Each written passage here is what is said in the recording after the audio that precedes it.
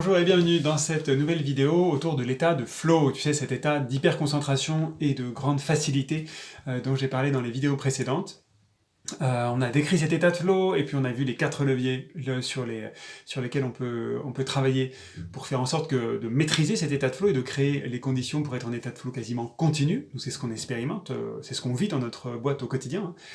Dans cette vidéo-ci, je vais te parler des signes cliniques d'une espèce de panne de flow que j'observe dans la plupart des boîtes. Ça permettra du coup de te jauger, et tu vois, de te rendre compte à quel point tu as activé peut-être ces conditions qui permettent d'être en état de flow, ou à quel point tu as encore pas mal de signaux qui montrent qu'il reste une grosse marge de progression.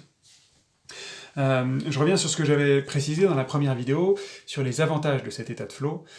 J'avais expliqué que ça crée, quand on crée le flow pour soi, quand on crée le flow pour son équipe, ça crée un cercle vertueux qui est assez irrésistible en fait.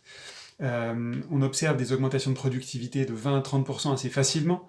C'est toujours difficile d'être extrêmement précis là-dessus, mais on a quand même quelques outils qui permettent de mesurer ça. Et puis on réduit radicalement le niveau de fatigue, et du coup c'est juste tout bénef pour tout le monde. Alors si on passe les 4 leviers que j'avais partagés, si on les passe en revue et qu'on regarde les signes cliniques du fait que ces leviers ne sont pas vraiment activés, voilà ce que ça donne. Je te repartage les différents leviers. Sur le premier levier, le levier de la concentration, les signes cliniques d'une panne de flow, ça va être quoi? Ça va être une équipe dans laquelle il y a beaucoup de notifications, beaucoup d'interruptions, ça va se compter peut-être par dizaines ou peut-être même par centaines par jour. Qu'est-ce que c'est une interruption, une notification? C'est les trucs qui sont activés par défaut sur toutes les applis qu'on installe, quoi.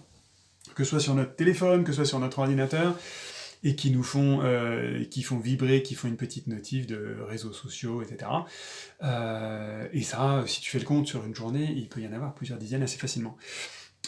Autre signe clinique au niveau de la concentration, le fait que ta boîte ou ton équipe soit en urgence permanente. En mode pompier, ça c'est des signes cliniques assez forts du fait que les leviers de l'état de flow n'ont pas été énormément travaillés. Le fait de valoriser énormément la réactivité vis-à-vis de tes clients aussi. La réactivité, pardon, c'est sympa, c'est sexy, effectivement, ça peut être un argument commercial, mais concrètement, c'est un argument commercial qui coûte extrêmement cher, puisque la réactivité va consister la plupart du temps à éduquer nos clients, malgré nous, à faire en sorte qu'ils nous fassent leurs demandes à la dernière minute, et du coup qu'ils nous créent de toutes pièces des urgences qui auraient pu être évitées si on avait fonctionné un peu différemment avec ses clients, ou avec ses prospects. Donc la réactivité, attention, si c'est une valeur forte dans ta boîte, c'est sans doute un signe qui n'est pas du tout anodin, comme quoi l'état de flow est assez malmené. Ça c'est ce qui concernait la concentration. Si on passe au deuxième pilier sur la clarté, comment est-ce qu'on observe qu'une boîte est un peu en souffrance sur son état de flow, sur ce pilier de la clarté? Ça va donner des décisions qui traînent en longueur sur tout ou partie des sujets qu'il a décidé. Ça va donner des déperditions lors des passages de relais entre les différents rôles de ta boîte, entre les différentes personnes de ta boîte.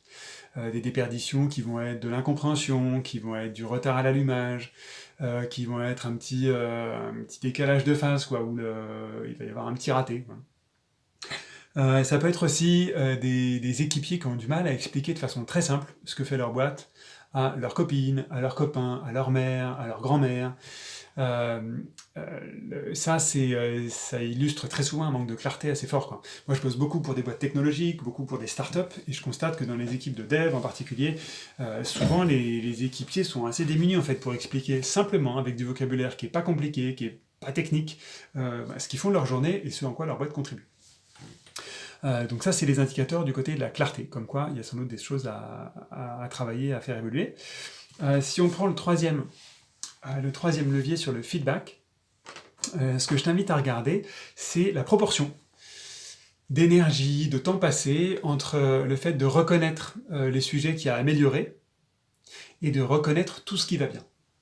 D'accord ? Souvent, il y a un décalage assez fort. Et souvent, les sujets qui vont bien, il y a un petit pourcentage de ces sujets qui sont repérés et qui sont reconnus, qui sont partagés, et par contre, parmi les sujets qui ne vont pas, il n'y en a pas beaucoup qui passent à la trappe, et ils sont tous mis sur le grill. Tu vois, donc il y a un peu ce deux poids, deux mesures, entre tout ce qui va bien et tout ce qui ne va pas.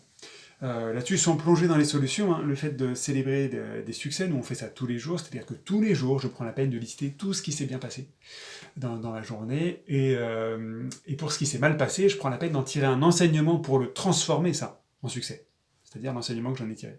Tu vois ce que ça peut donner comme technique. Ça, c'était pour le feedback, de regarder un petit peu la proportion entre ce qui est mis en valeur du côté qui va bien, et ce qui est mis en valeur du côté qui va moins bien. Sur la juste taille. Dernier point, sur la juste taille, le signe clinique assez clair, c'est les projets qui n'en finissent pas. Des projets qui traînent en longueur, de la procrastination, des choses comme ça. Ça veut dire que ce levier de la juste taille a été travaillé peu ou pas du tout, et que du coup, ça bride franchement l'état de flow. Voilà, donc dans cette vidéo, on a vu quelques signes cliniques sur lesquels tu peux te raccrocher en fait, pour te faire un diagnostic, une espèce d'auto-diagnostic de là où t'en es, ou là où ton équipe en est sur l'état de flow. Ça te permet de te situer, et puis ça te permet aussi de te mettre en mouvement ou pas sur ces sujets-là, si tu as envie de les travailler. Voilà, j'espère que ça t'a été utile, je serais ravi de prendre des commentaires sous la vidéo. Nous, ça nous nourrit, ça nous donne la patate pour progresser, et pour continuer dans ces séquences-là. N'hésite pas à t'abonner pour être tenu au courant de la suite. La suite, ce sera sur les croyances en entreprise, les habitudes qui sabotent le flow. C'est une vidéo que j'ai déjà annoncée dans une vidéo précédente, et là qui est la prochaine dans les tuyaux. N'hésite pas donc à t'abonner et à cliquer sur la petite horloge sur la petite cloche pour être notifié des prochaines vidéos sur ces sujets ou sur les autres sujets de Libérer la Bête. Voilà, c'était Nicolas Aignan de Libérer la Bête. On est ravis d'aider les entrepreneurs à débrider leur impact et à débrider le niveau de bonheur dans leur boîte, les entrepreneurs et les managers. Et je te dis à très bientôt.